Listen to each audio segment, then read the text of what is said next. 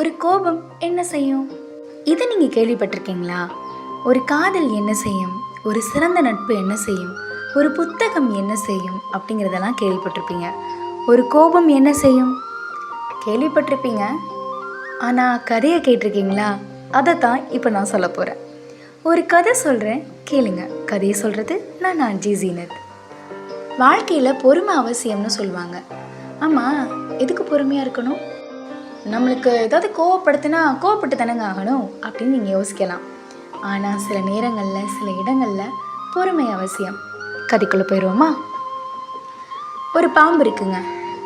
அது தச்சு வேலைகள் நடக்கிற இடத்துக்குள்ளே நுழைஞ்சு உள்ளே வைக்கப்பட்டிருந்த பொருட்கள் மேலே ஊர்ந்து நகர்ந்தப்ப ஒரு ரம்பத்து மேலே பட்டுருச்சு அதோட உடம்பு. உடனே காயமும் வந்துருச்சு. காயம் வந்தால் அந்த பாம்புக்கு கோபமும் எரிச்சலும் வந்துருச்சு. உடனே அந்த கூரான ரம்பத்தை அது என்ன பண்ணுதுன்னா கடிக்குது. ரம்பத்தோட பற்கள் பட்டு பாம்போட வாயில் ரத்தம் வர ஆரம்பிக்குது. பாம்புக்கு எரிச்சலும் கோபமும் தாங்கிக்கவே முடியல.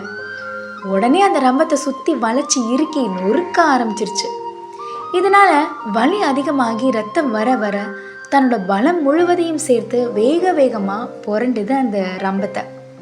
தனக்கு என்ன நடக்குது, நாம் என்ன செய்கிறோம் அப்படின்னு அது யோசிக்கவோ நிதானிக்கவோ முடியாமல் கோப வெறியில் தொடர்ந்து இறுக்கிக்கிட்டே இருக்கு.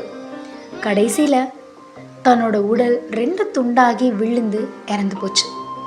இது மாதிரி தான் நம்மளோட வாழ்க்கையில் மற்றவங்க கிட்ட தேவையற்ற வார்த்தைகளை வெளிப்படுத்துகிறோம். கோபத்தில் எதையும் யோசிக்காமல் செயல்படுறோம். இதோட விளைவா நம்மளுடைய தவறுகளை உணராமல் திரும்ப திரும்ப கடினமான வார்த்தைகளை பயன்படுத்தி கோபத்தில் தடுமாறி நிதானம் இழந்து பதட்டம், மன அழுத்தம் இதிலெல்லாம் சிக்கிக்கிறோம்.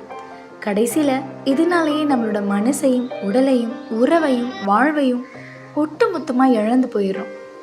ஒன்று மட்டும் மறக்கக்கூடாது, தானத்தில் சிறந்த தானம் நிதானம்தான். இப்போ இது உங்களுக்கு புரிஞ்சிருக்கும்னு நினைக்கிறேன். நாம் கோபப்பட்டால் அதனால இழக்க போகிறது என்னமோ நம்மளுடைய வாழ்க்கை தான். ஸோ அதனால் கோபப்படாமல் நிதானமாக இருங்க.